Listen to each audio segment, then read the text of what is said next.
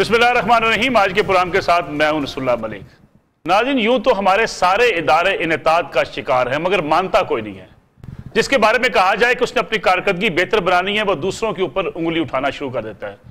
और सबसे बढ़ के मीडिया, जो हर रोज एक खुली कचहरी लगाता है, लोगों की क्लास लेता है और लोगों के ऊपर उंगली उठाता है, एतराजात करता है, लोगों के हवाले से उनकी खबरें सामने लाता है, लेकिन वो अपनी इस्लाह करने की कभी कोशिश नहीं करता। बारहा ये सवाल उठा और इस पर बहस भी हुई और इस बारे में कानून साजी की बात भी की गई और यह भी कहा गया कि जो सहाफती तंजीमें हैं उनको आगे बढ़ के अपना किरदार अदा करना चाहिए। लेकिन आज तक शायद मीडिया ने कभी इस बारे में सोचा नहीं और न संजीदगी से कोई ऐसा फैसला किया जिसके नतीजे में मीडिया अपनी इस्लाह कर पाता। उसका नतीजा यह निकला कि हर रोज जब खबरें दी जाती हैं, हर रोज जब तजिए किए जाते हैं, प्रोग्राम्स किए जाते हैं, तो अवाम में से ये आवाजें उठती हैं, ये सवालात उठते हैं कि ये किसका एजेंडा लेके हम हर रोज टीवी चैनल्स पे बैठ जाते हैं और बगैर किसी सबूत के जब हम खबरें देना शुरू कर देते हैं, किसी की किरदार कुशी करते हैं, किसी के ऊपर इतने बड़े इल्जामात लगा देते हैं, लेकिन उस पर भी हमें कोई शर्मिंदगी नहीं होती जब हमारी खबरें झूठी साबित हो जाती हैं। सबसे बड़ा जो वाकया आजकल दरपेश है और जिस पे आज बहुत ज्यादा बहस की जा रही है, इस वाकये के ऊपर, वो कसूर का वाकया जब हुआ तो उस पर एक हमारे senior anchor person doctor Shahid Masood साहब ने जिस किस्म की कहानी घड़ी और उस पर इतनी बहस वैसा हुआ, जो उनके हामी थे वो समझते थे कि ये उनकी खबर दुरुस्त थी, इस पे तहकीकात होनी चाहिए। और जिस शख्स ने भी उस पर एतराज उठाया, जिसने भी उस पर प्रोग्राम किया, उसके ऊपर गालियों की बरसात कर दी गई और कहा गया कि ये लोग शायद हुकूमत के चमचे हैं और हुकूमत के कासा लेस हैं और हुकूमत की बात को आगे बढ़ा रहे हैं। लेकिन फिर जब doctor Shahid Masood supreme court में पेश हुए, उस वक्त भी उनके पास कोई सबूत तो नहीं थे, लेकिन यह क्यास किया जाने लगा कि शायद जब तहकीकात हों तो कोई ना कोई ऐसा सबूत सामने आ जाए जिसके बिना पे यह कहा जा सकेगा कि डॉक्टर शाहिद मसूद के इल्जामात में कहीं ना कहीं सदाकत मौजूद थी। डॉक्टर शाहिद मसूद ने सुप्रीम कोर्ट में कोई एविडेंस नहीं दी, लेकिन जब JIT बनी, फिर डॉक्टर शाहिद मसूद साहब ने कहा कि वो इस JIT के सामने सारे सबूत पेश कर देंगे जो उन्होंने मुख्तलिफ टीवी चैनल्स में अपने इंटरव्यूज के दौरान अपने प्रोग्राम में बारहा कहा कि उनके पास सबूत हैं और अगर सबूत वो पेश ना कर सकें तो उन्हें फांसी पर लटका दिया जाए। JIT ने 1 महीने के दौरान पूरी तहकीकात की। डॉक्टर शाहिद मसूद साहब को पूरा मौका मिला, लेकिन डॉक्टर शाहिद मसूद साहब एक भी अपना इल्जाम साबित ना कर पाए। और जो कहानी उन्होंने पेश की थी मीडिया के ऊपर, अपने टीवी चैनल्स पे, दूसरे प्रोग्राम्स में जाके, वो सारी कहानी एक फर्जी कहानी और झूठी कहानी थी, जिसके नतीजे में आज मैं समझता हूं कि अब अदालत उज़्मा के पास एक बड़ा नादर मौका है, एक ऐसा मौका कि उन्हें यह बात अब फैसला कर लेना चाहिए कि हर रोज टीवी चैनल पर बैठ के लोगों की पगड़ियां उछालने वालों का रास्ता कहीं ना कहीं रोकना पड़ेगा। किसी शख्स को यह इख्तियार नहीं दिया जा सकता कि वो बगैर सबूत के किसी के खिलाफ प्रोग्राम करे, किसी के खिलाफ खबर चला दे और सिर्फ महज अपनी जाती तस्कीन की खातर। अब चीफ जस्टिस ऑफ पाकिस्तान के पास JIT की रिपोर्ट आ चुकी, जिसमें यह साबित हो चुका कि डॉक्टर शाहिद मसूद ने जो कुछ कहा वो झूठ पर मबनी था, मफरूजे पर मबनी था। अब यह अदालत उज़्मा का इम्तिहान है, कड़ा इम्तिहान है। हर रोज जो बात की जाती है कि वो इदारों को दुरुस्त करना चाहते हैं, अस्पतालों में जाकर अस्पतालों की कारकर्दगी बेहतर करना चाहते हैं, पानी की फराहमी को यकीनी बनाना चाहते हैं, लेकिन सबसे अहम इदारा वो मीडिया, वो टीवी चैनल जिनके जरिए आप, मैं, सब लोग एक ऐसी कैफियत में मुब्तला हो जाते हैं जिससे हिजानी कैफियत कहा जाता है। और ऐसे ऐसे इल्जामात जब लगते हैं तो उसका कोई सबूत अगर हमारे पास नहीं होता तो कौम को किन मराहल से गुजरना पड़ता है, ये भी आप और मैं, हम सब जानते हैं।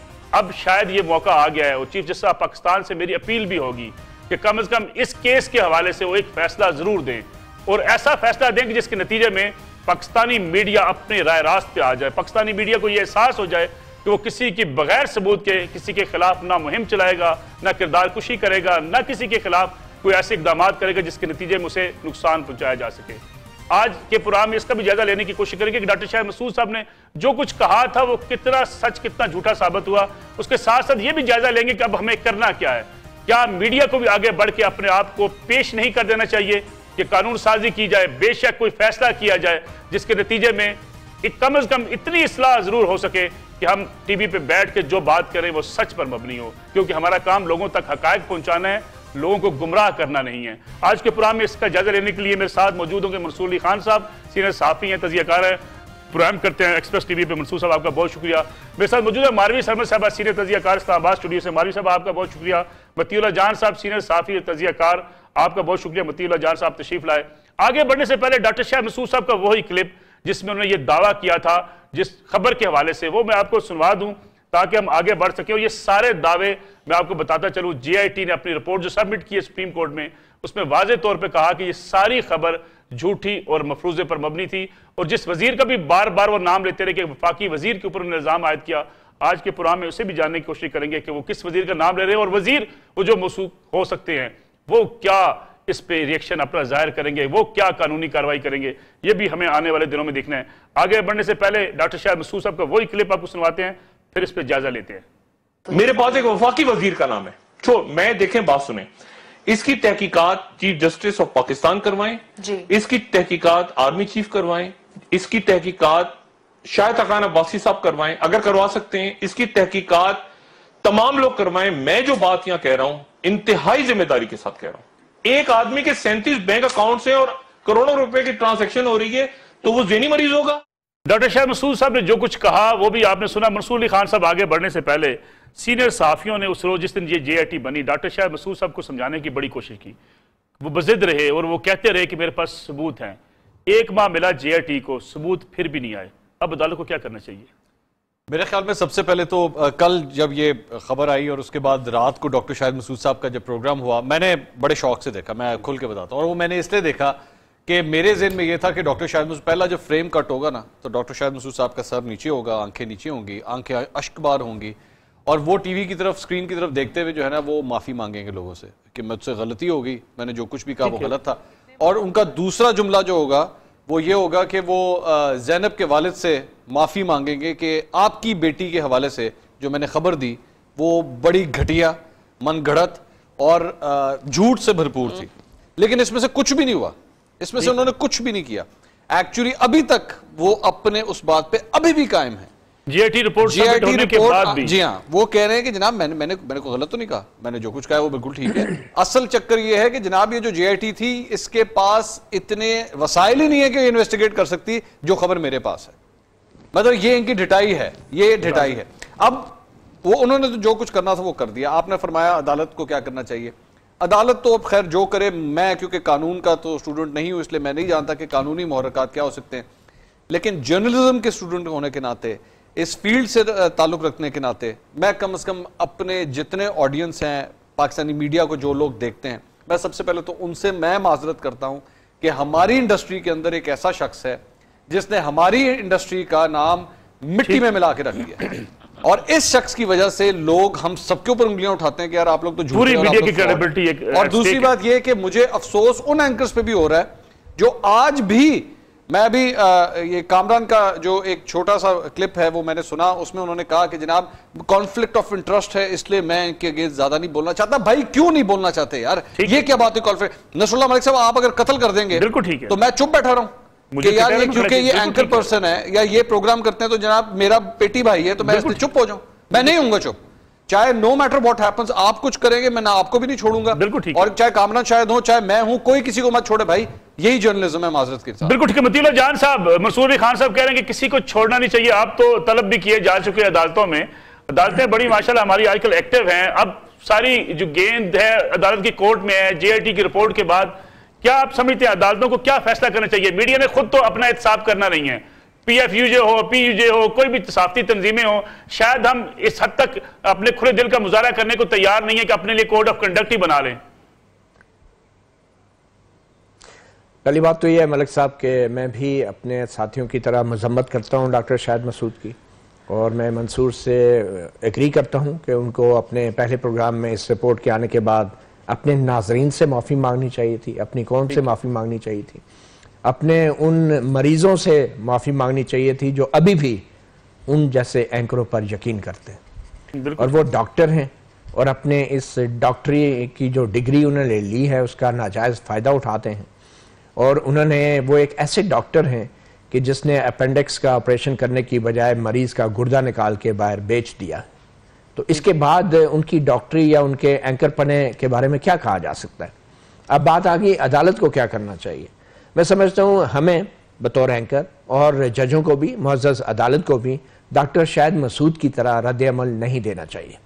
हमें ड्यू प्रोसेस का ख्याल रखना चाहिए, हमें कानून के मुताबिक अपने रद्द अमल देना चाहिए। मैं बिल्कुल इसके हक में नहीं हूँ कि हम भी बगैर मजीद किसी एविडेंस के और सबूत के, और जबकि मामला अदालत के सामने है, हम शाहिद मसूद के लिए कोई सजाएं तजवीज़ करना शुरू कर दें। मैं ये नहीं चाहूँगा, और इसी तरह मैं तवक्को करूँगा कि मुअज़्ज़ज़ जज साहिबान भी हम ये भी तवक्को नहीं करेंगे कि वो अदालत में बैठ के उस तरह के रिमार्क्स और बयानात दें कि जिनसे अगले दिन हेडलाइनें निकलें, सुर्खियां निकलें। क्योंकि अगर हम पहले रिमार्क्स के खिलाफ थे तो अब भी हम नहीं चाहेंगे कि शायद मसूद की ज़ात के बारे में भी, शख्सियत के बारे में भी कोई ऐसी बात खुली अदालत में की जाए। और आखिर में ये कि ये मामला जो है कानून के मुताबिक सिर्फ और सिर्फ पेमरा के दायरा कार में आता है। ये मामला पेमरा को भेजना चाहिए, या फिर जो सुप्रीम कोर्ट के सामने गलत बयानी की गई है उसमें तौहीन अदालत की कार्रवाई होनी चाहिए, और वो कार्रवाई भी कानून के तरीक़ाकार के मुताबिक होनी चाहिए। लेकिन एक शख्स अगर डटाई के साथ उस पर डटा रहे और कहे कि मेरी खबर अब भी दुरुस्त है, क्या कोई ना कोई कानून तो हरकत में आना नहीं चाहिए? क्या हम कब तक बचाते रहेंगे अपने उन साथियों को? आना चाहिए। जैसे मैंने कहा मलिक साहब, बिल्कुल मैंने यही कहा ना कि पेमरा का एक इदारा बना हुआ है, और बदकिस्मती से पेमरा के इदारे को बिल्कुल गैर फाल करने में भी हमारी अदलिया का भी एक किरदार है।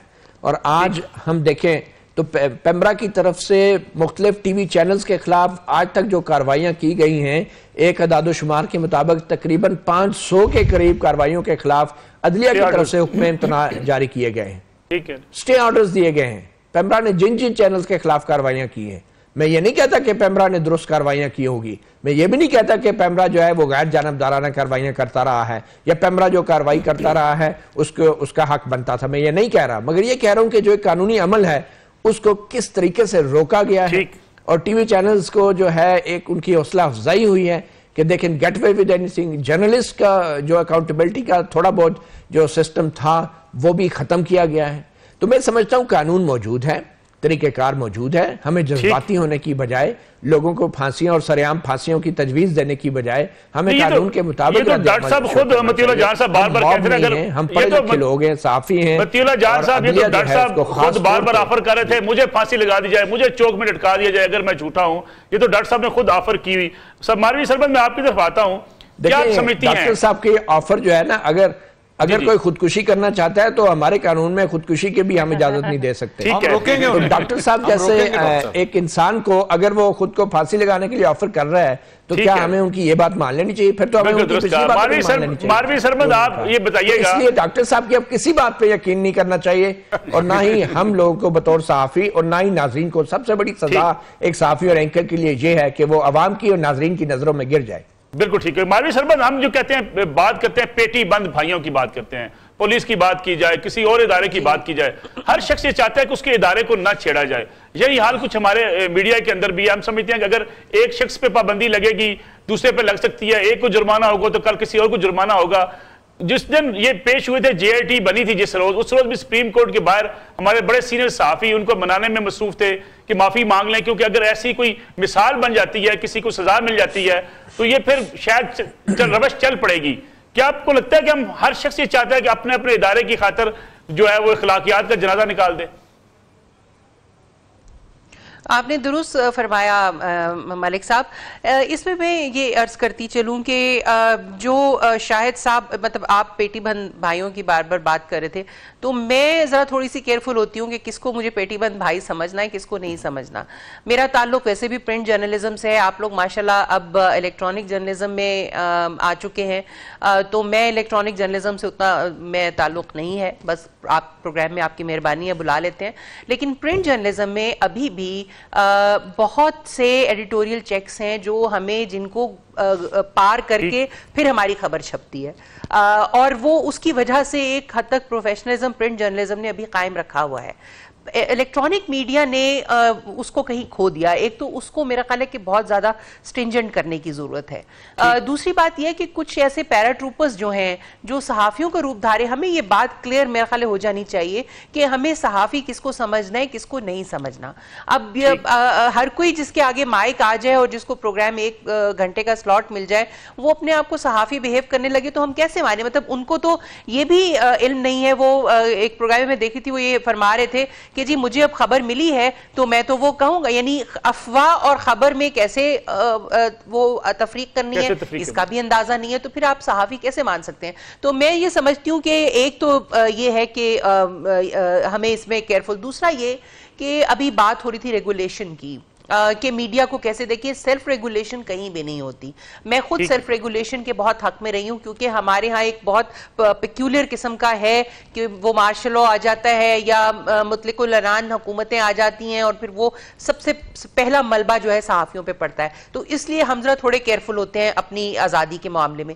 लेकिन बात यह है कि हमें कंटेंट रेगुलेशन और दूसरी रेगुलेशन चाहिए। बरतानिया में क्या हुआ आप देखिए, बरतानिया में ऑफकॉम का इदारा है जो ऑफिस ऑफ कम्युनिकेशन का इदारा है, वो क्या चेक करता है? वो कंटेंट भी देखता है, वो ये देखता है कि कॉपीराइट की तो नहीं कहीं हो रही है, जो एक दूसरे की फुटेज चुरा के और आपको हर चीज के ऊपर लिखना पड़ता है एक्सक्लूसिव ऑफ नियो। वो क्यों लिखना पड़ता है? इसलिए कि कॉपीराइट की बेधड़क खिलाफ वर्जी होती है। और तीसरी बात ये देखते हैं कि कौन बंदा है जो कोई मीडिया हाउस को ओन कर रहा है, मालिकान कौन है, कहीं पैसा जो है वो मनी लॉन्ड्रिंग तो नहीं हो रही है, कहीं इसको पॉलिटिकल माइलेज के लिए तो नहीं। ये सब चीजें आपको देखनी पड़ेंगी। ब्रेक से वापस आएंगे तो इस पर बात करेंगे कि जब हम खबर दे देते हैं, चलें खबरें तो गलत साबित हो जाती हैं, ऐसा भी होता है कभी मिस्टेक हो जाती है, लेकिन उस खबर पे फिर कायम रहना और बार बार कायम रहना कि मैंने जो मफरूजा पेश किया, जो कहानी मैंने घड़ी वो दुरुस्त है, इस पे क्या कैसे लगाई जा सकती है, इस पर बात करते हैं आफ्टर शॉर्ट ब्रेक।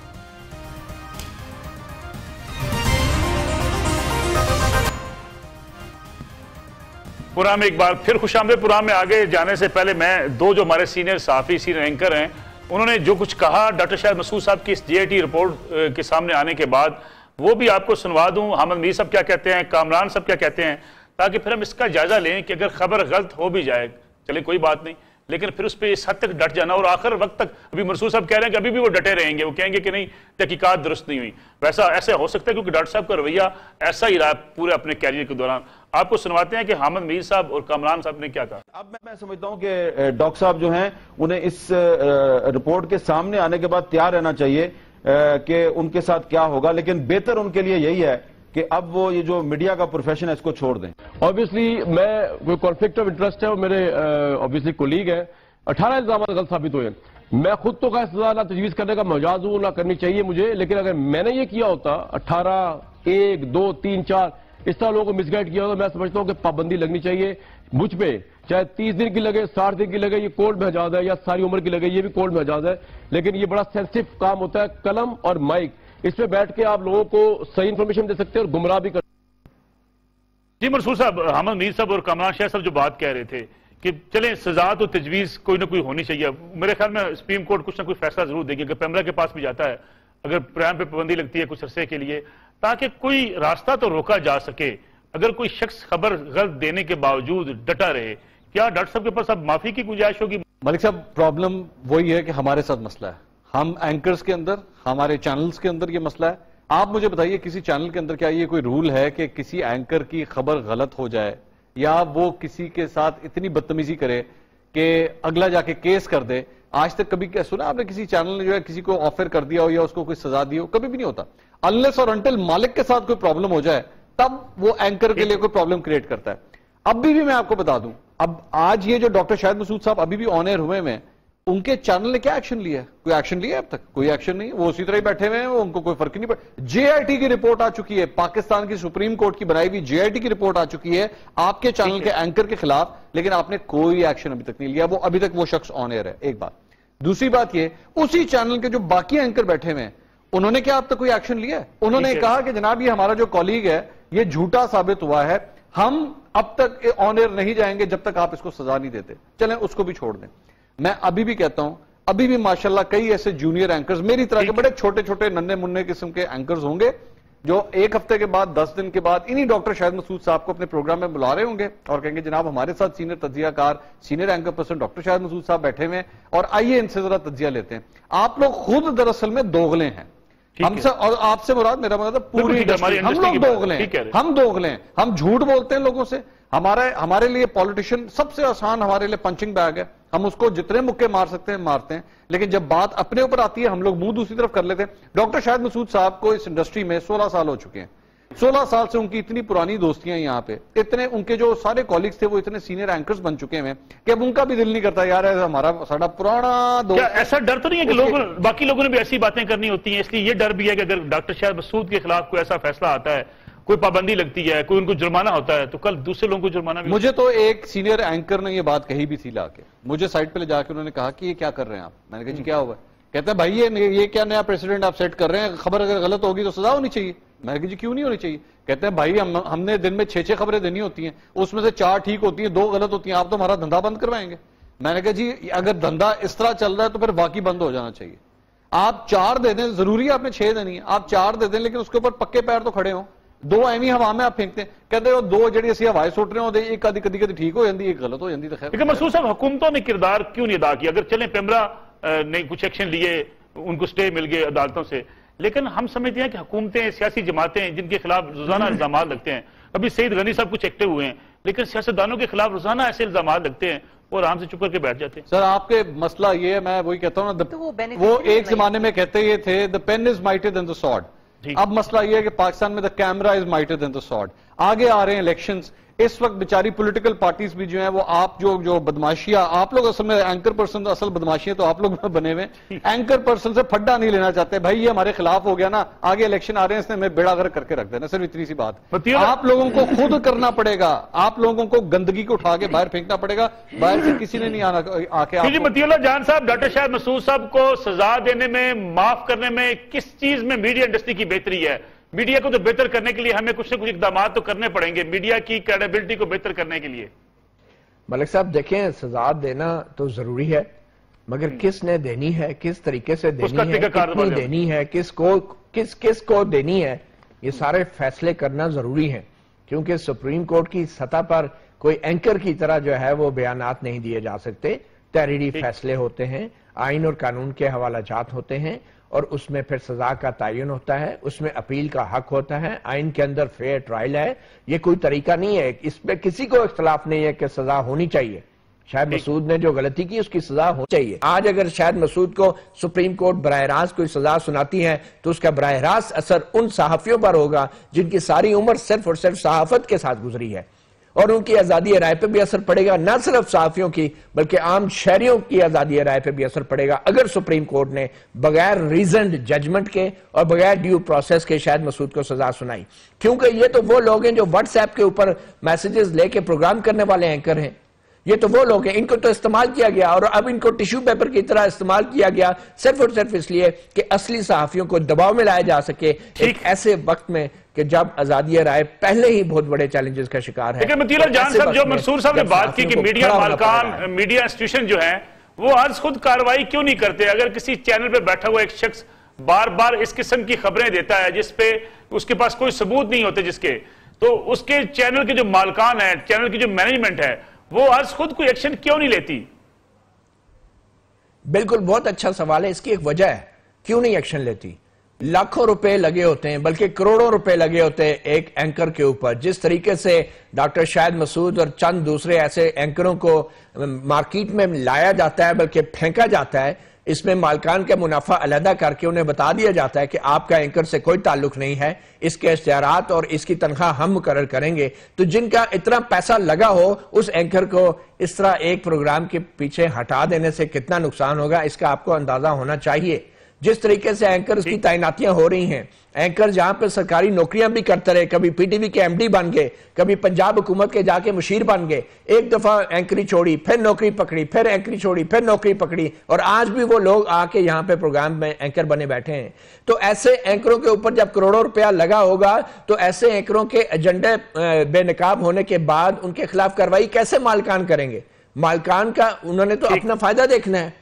तो ये हकीकत है कि इस तरह के एंकरों की वजह से आज हम सहाफी लोग भी दबाव का शिकार होने जा रहे हैं। इसलिए मैं कहता हूं कि हमें बहुत मोहतात रहना होगा, ये मुतालबा करने से पहले कि सुप्रीम कोर्ट या चीफ जस्टिस हाकिम निसार बराह रास्त इन एंकरों को कोई सजा सुना दें। ये कानून में कहीं भी इसकी इजाजत नहीं, मानसबाए तो इन्हें अदालत की कार्रवाई जिसमें यकीनी तौर पर उसका नोटिस होना चाहिए, उसके दलाइल होने चाहिए, सोसाइटी की बात करें, अगर हम अपने जो नाज़रीन उनकी बात करें, अक्सर मैं देखता हूं जब प्रोग्राम्स आते हैं, ये डॉक्टर साहब के हवाले से जब प्रोग्राम किया जाता है, मंसूर साहब ने प्रोग्राम्स किए और मंसूर साहब का कोई जाती एजेंडा नहीं था, उन्होंने सिर्फ इस बात पे सवालात उठाए कि क्या मीडिया को सच नहीं बोलना चाहिए, तो कुछ नाज़रीन की तरफ से भी बड़ा गम और गुस्से का इजहार किया जाता है।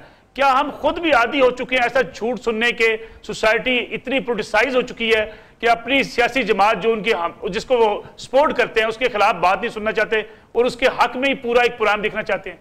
आप दुरुस्त फरमा रहे हैं मलिक साहब, लेकिन नाजरीन चाहते हैं, इसका फैसला कैसे होगा? इसका गेज क्या है? ना तो मैं माफी चाहती हूँ रेटिंग्स को कोई सही गेज समझती हूँ, क्योंकि जिस तरह से ये मीटर्स लगे हुए हैं और जहां जहां लगे हुए हैं वो हम सबको पता है, आपको मुझसे ज्यादा बेहतर पता है वो किस तरह से मैनिपुलेट होता है। लेकिन मैं आपसे दो बहुत अहम पॉइंट करना चाहती हूँ। देखिए, जो खबर जो है जिस तरह से हम बनाते हैं, हमारे यहाँ प्रिंट जर्नलिज्म की बात करती हूँ, हमारे उस्तादों ने हमें बताया था कि आपको खबर कोई देगा तो उसके अंदर कोई ना कोई फायदा होगा, वो अपने इंटरेस्ट को देखकर आपको आपका सोर्स बनता है। आपका ये काम है कि अगर आपको एक खबर पता चली है तो आपने एटलीस्ट 3 सोर्सेज से उसको कंफर्म करना है, और अगर वो वेरीफाई नहीं हुई है तो वो खबर नहीं है, आप उसको किसी और तरह से चलाएंगे, आप उसको इत्तला देने के अंदाज में नहीं चलाएंगे। आप ये कहेंगे कि जी ये पार्टी ए के बारे में ये खबर आई है मगर पार्टी बी ये कहती है, मगर पार्टी ए का ये मौकफ है। हम आजादी सहाफत की तो बात करें, मगर कोई भी आजादी जो है वो जिम्मेदारी के बगैर आजादी नहीं रहती, वो गुलामी भी बन जाती है और बदतरीन गुलामी बन जाती है।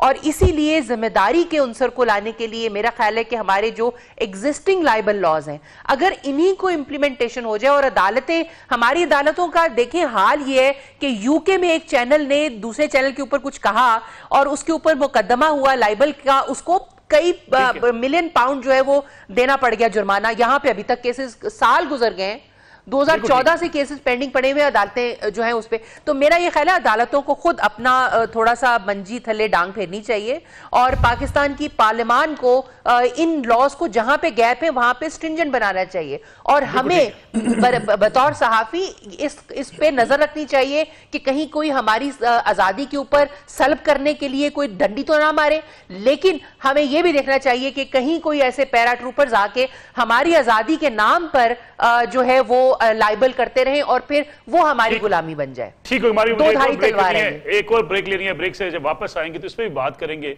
जब मीडिया हम डिवीजन की बात करते हैं, क्या वेस्टर्न इंटरेस्ट हैं, क्या जाती ख्वाहिशात हैं, या हम किसी का एजेंडा आगे बढ़ा लेते हैं, और इससे कितना नुकसान होता है मीडिया इंडस्ट्री को, आजादी सहाफत को, इस पर बात करते हैं आपके short break.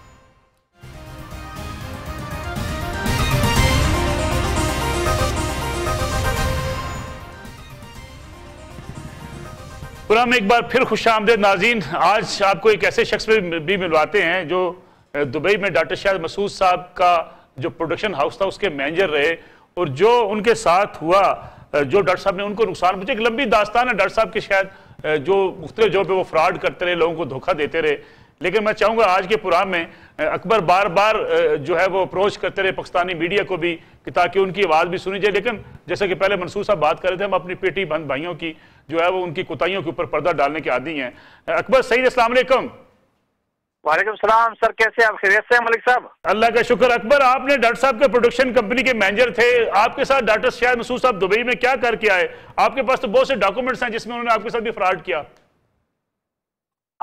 Sir, doctor Shahid Masood ने दुबई में एक कंपनी खोली थी द ग्लोबलिस्ट मीडिया के नाम से जी, और इसने मुझे एज अ मैनेजर बनाया था। लाइसेंस के अंदर भी मेरा नाम था, और एट द एंड ये हुआ कि ये इस्लामाबाद चले गए और फिर वापस नहीं आ रहे थे, और यहाँ पर मैंने स्टाफ भी हायर किया था, इनकी सैलरी स्पेंडिंग थी। फिर मैं इनकी पीछे इस्लामाबाद गया तो मुझे बोले कि मैं बस आप सैलरी का मैं करता हूँ, आप जाए, मैं वापस आ रहा हूँ। वो मेरे साथ खैर नहीं आए थे, दूसरे फ्लाइट में आया, मैं एक फ्लाइट में वापस आ गया दुबई। तो इन्होंने किससे पैसे लेके, कर्ज लेके, नाम भी मैं बंदे का अगर आप बोले मैं ले सकता हूँ, इनका एक बड़ा करीबी दोस्त था, तो इन्होंने जो ना मुझे कहा कि आप ये स्टाफ को पैसे दो, इनको सबको फारिग कर दो, और हमें कुछ 2-3 बंदे सिर्फ चाहिए जो हमारा जो ये प्रोडक्शन है ये चलाएंगे, और हम एक मैगजीन लॉन्च करेंगे। इनका नाम था स्टाइल अरबिया। सर वो भी नहीं हुआ। फिर ये इस्लामाबाद यहाँ से, यानी कि आप समझो कि भाग गए यहाँ से, और पीछे आपको पता है दुबई में अगर आप रहे तो अगर आपका नाम लाइसेंस के अंदर है मैनेजर, तो सारे रिस्पॉन्सिबिलिटी आपकी है, ऑफिस का रन है, स्टाफ की सैलरीज है, और जो भी इश्यूज है दुबई गवर्नमेंट के, वो सारे वो आपके ऊपर आते हैं। फिर चलिए सर बताइएगा कि आपके साथ क्या किया, कितने पेंडिंग ड्यूज हैं, और आपके साथ डॉक्टर साहब का रवैया कैसा रहा? सर इनका रवैया मेरे साथ शुरू बड़ा अच्छा था। जब ये यहाँ से इस्लामाबाद चले गए, वापस नहीं आए 6 महीने, जब इनका वीजा एक्सपायर हो गया, तो वहां से फिर जो ना मुझे बोले कि आपने मुझे बड़ा नुकसान पहुंचाया है और आपने ये किया है, आपने वो किया। सर मैंने इनके साथ काम किया, इसने मुझे 1 साल और 9 महीने की सैलरी नहीं दी। फिर मैंने दुबई कोर्ट गया, मैंने दुबई कोर्ट अप्रोच किया, दुबई कोर्ट ने मेरी सुनी और इनके खिलाफ जो ना इन्होंने बहुत तगड़ा एक्शन ले लिया कि वो डिसीजन मेरे मतलब फेवर में आ गया और केस में जीत गया। अब सर इनका यहाँ पर उन्होंने चेक किया कि इनके रियल एस्टेट में कुछ है, फिर इनके RTA में चेक किया, इनके कुछ लाइबिलिटी यहाँ पर नहीं थी। तो दुबई गवर्नमेंट कोर्ट ने मुझे बोला कि अकबर साहब आप ये कर सकते हैं कि जब भी अगर ये दुबई आते हैं तो हम इसको पकड़ के पैसे निकलवा सकते हैं। आपको पैसे नहीं मिले? मुझे पैसे नहीं मिले। मेरे अमाउंट टोटल है 2,92,000 दरहम, जो मेरे स्टाफ के सैलरीज इंक्लूड करके।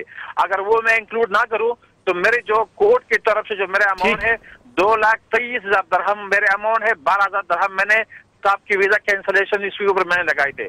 तो टोटल ठीक है, बहुत शुक्रिया Akbar, thank you very much. 60-70 lakh रुपए डॉक्टर साहब आपने एक मजदूर भाई के भी लेके दौड़ आए।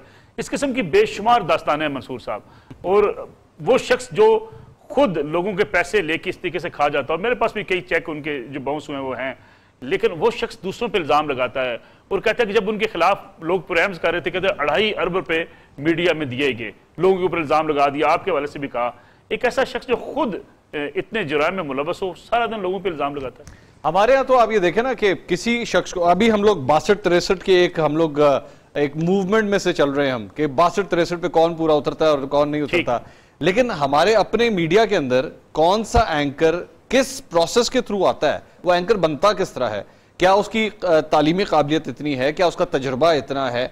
अभी जिस तरह आपने इंट्रोडक्शन करवाया, आपने मुझे सीनियर एंकर पर्सन कहा, क्या मैं इस काबिल भी हूं कि मैं सीनियर एंकर पर्सन कहलाया जाऊं, या मेरी इतनी इंटेलेक्ट भी है मेरी या नहीं है, मेरा अपना कैरेक्टर कैसा है, मेरा कोई क्रिमिनल रिकॉर्ड है या नहीं है। ये जितने एंकर्स हैं, मेरा तकरीबन 100-150 एंकर होगा मेरे ख्याल में, अगर कुल मिलाकर न्यूज एंकर्स और सारे प्रोग्राम होस्ट को डाल लें। अभी तक आज तक किसी एक वेबसाइट के ऊपर, किसी एक इदारे के पास किसी एक शख्स का भी कोई क्रिमिनल रिकॉर्ड है कि भाई इसके अगेंस्ट कोई FIRs कटी हुई है, कोई इसने कत्ल किए हुए, कोई झूठ बोले हुए, कोई इसके चेक बाउंस हुए हुए, ये किस किस्म का शख्स है, कोई क्रिमिनल रिकॉर्ड नहीं। अब ये जिस शख्स की भी आपने फोन पे जिससे बात की है, ये तो आपके जरिए आ गया, वरना लोगों को अक्सर मुझे कहता था प्रोग्राम्स करते हैं, मेरा मौकफ नहीं लेते, जो मेरे साथ वो धोखा। मैं एक बात सिर्फ ऐड कर दूं, आज से 6 महीने पहले डॉक्टर शाहिद मसूद के अगेंस्ट मुझे एक शख्स ने अप्रोच किया था दुबई से। मुझे उसने कहा मेरे पास इनके अकाउंट्स की डिटेल्स हैं, इनके भाई के अकाउंट्स की डिटेल्स हैं, वो मेरे पास व्हाट्सएप के अंदर अभी भी वो सारे मैसेज। मैंने उस शख्स को मना कर दिया था, मैंने उस शख्स को इसलिए मना कर दिया था, मैंने कहा मुझे ये लग रहा है आपका कोई पर्सनल एजेंडा है डॉक्टर शाहिद मसूद के साथ, मैं ये नहीं कर सकता। अब मुझे एहसास हो रहा है कि शायद मैंने भी अनजाने में वो गलती कर दी, मुझे उस शख्स की बात सुननी चाहिए थी।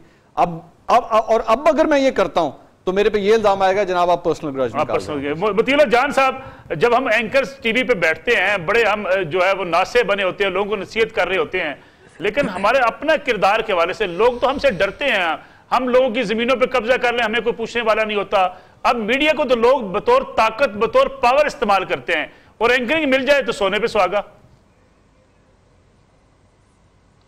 मलिक साहब, हम में से कुछ एंकर हजरात ऐसे हैं कि जो खुद को किंग मेकर समझते हैं, और आज ही सुप्रीम कोर्ट का तफसीली फैसला आया है कि जो शख्स किंग नहीं बन सकता वो किंग मेकर भी नहीं बन सकता।